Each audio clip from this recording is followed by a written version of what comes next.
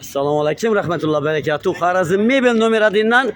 eke ülkele kafesine katta restoran Harazm boşa numaradin eke ülkelerini sençisi bu eke ülkelerin birinci mi sençisi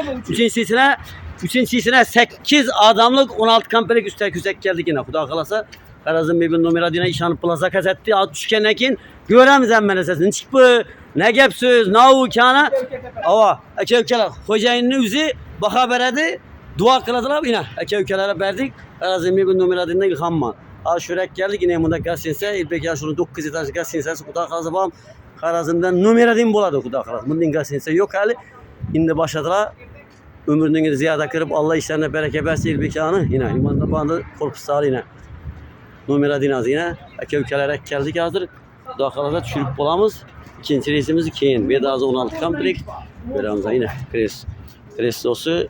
tekesi 8 adamlık yine verdik yazdım Xuda kalasa keyin yine taşak vermemiz lazım eke ülkeler.